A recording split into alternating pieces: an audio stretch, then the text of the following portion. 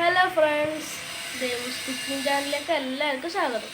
അപ്പോൾ ഗൈസ്, നമ്മളിന്ന് ഉണ്ടാക്കാൻ പോകുന്നത് എന്താണെന്ന് വെച്ചാൽ ഈ മൊത്തലില്ലേ. അപ്പോൾ നമ്മളിന്ന് മൊത്തൽ ചമ്മന്തിയൊന്നും ഉണ്ടാക്കാൻ പോകുന്നത്. അപ്പോൾ അതിനാവശ്യമുള്ള സാധനങ്ങൾ എന്തെല്ലാം കാണിച്ചു തരാം.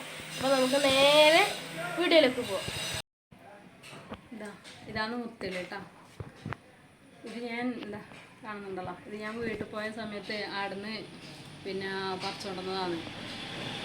ഇത് വെച്ചാൽ ഇങ്ങനെ നിലത്ത് ഇങ്ങനെ പടർന്ന് പിടിക്കുന്നൊരു വ്യത്യസ്തമായ ഒരു സസ്യം. ഇങ്ങനെ വള്ളിയിൽ പടർന്ന് പോകുന്നൊരു സസ്യമാണിത്. ഇത് ഞാൻ പുറത്തുനിന്നാണ് ഇത് ചെയ്യുന്നത്. ഇത് പല രോഗങ്ങൾക്കും നല്ലൊരു മരുന്നാണ് ഈ സസ്യം എന്ന് കേട്ടിട്ടുണ്ട് കേട്ടോ.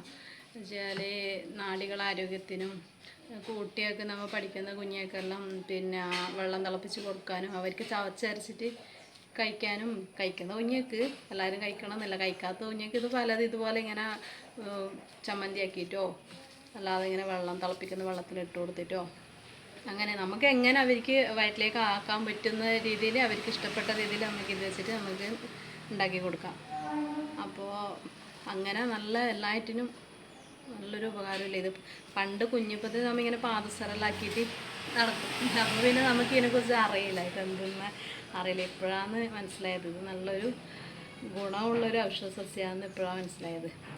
അപ്പോൾ എല്ലാവരുടെ പറമ്പിൽ ഇതുണ്ടെങ്കിൽ ഇതിങ്ങനെ പറിച്ചെടുത്തിട്ട് നോക്കി നോക്കണം. ഉണ്ടാവും, ഇതില്ലാത്ത സ്ഥലമില്ല. നമ്മൾ ഈ വാടക പറമ്പിലൊന്നും ഇല്ല കേട്ടോ. ഈ പരിസരത്ത് എവിടെയും ഇല്ല. അത് ഞാൻ വീട്ടിൽ പോയതുകൊണ്ട് എനിക്ക് കിട്ടിയതാണ്. അപ്പോൾ അങ്ങനെ ഓർമ്മശക്തിക്കും എല്ലാറ്റിനും ഇത് നല്ലതാണെന്നാണ് പറയുന്നത്. അപ്പോൾ നമുക്ക് ഇനി വേണ്ടുന്ന സാധനങ്ങൾ എന്താണെന്ന് നമുക്ക് നോക്കാം. മുത്തലെടുത്തിട്ടുണ്ട്, ഒരു കപ്പ് തേങ്ങ ഉണ്ട്, തൈരുണ്ട്, കടുകുണ്ട്. കടുക് നമുക്ക് തേങ്ങയുടെ കൂടെ അരക്കാൻ വേണ്ടിയിട്ടാണ് കേട്ടോ. പിന്നെ ഇഞ്ചി, പച്ചമുളകുണ്ട്. പച്ചമുളക് ഒന്ന് ഞാൻ എടുത്തിട്ടുണ്ട്. എരിവിനനുസരിച്ചിട്ട് നിങ്ങൾക്ക് അതിൻ്റെ എണ്ണം കൂട്ടിയും കുറയ്ക്കുകയും എല്ലാം ചെയ്യാം കേട്ടോ. പിന്നെ ഇതിൽ ഇഞ്ചി ആവശ്യമുള്ളവർക്ക് ഇഞ്ചി ഇടാം. എനിക്ക് ഇഞ്ചിയുടെ ടേസ്റ്റ് അത്ര വലിയ ഇതല്ലാത്തതുകൊണ്ട് ഞാൻ ഇനി ഇഞ്ചി ഉപയോഗിക്കുന്നില്ല. അപ്പോൾ നമുക്കിത് അരച്ചെടുക്കാം. എന്നാൽ ഉപ്പ് വേണം കേട്ടോ. അത് പിന്നെ നമുക്ക് അപ്പം ഇടാം കേട്ടോ ആവശ്യത്തിന്.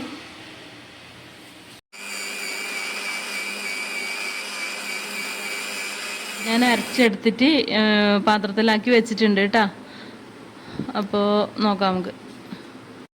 അപ്പോൾ ഈ പച്ചടിയിൽ ഞാൻ കടുകൊന്നും വറുത്തിട്ടിട്ടാ.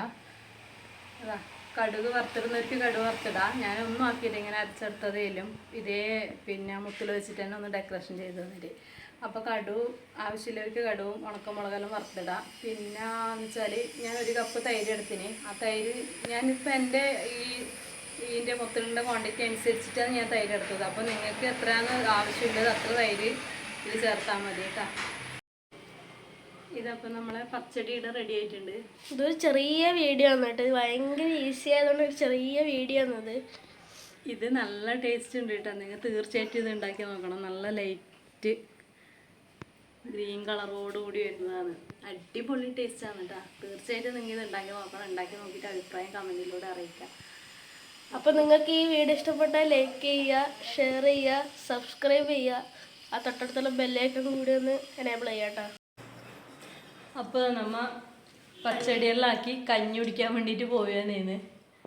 ഞാനെന്ത് ചെയ്തിട്ടുള്ളതാ, കഞ്ഞിയാന്ന് കേട്ടോ. ഇത് ചോറല്ല, കഞ്ഞിയാന്നിത്. അപ്പോൾ മീൻ പൊരിച്ചതുണ്ട്, പച്ചടിയുണ്ട്, പച്ചച്ചെമ്മീനും മുരിങ്ങാച്ചപ്പിലും കറിയുണ്ട്. അപ്പോൾ നിങ്ങൾ എല്ലാവരും പച്ചടി ഒന്നും ഉണ്ടാക്കി നോക്കണം കേട്ടോ. അപ്പോൾ നമുക്ക് കഴിക്കട്ടെ. അപ്പോൾ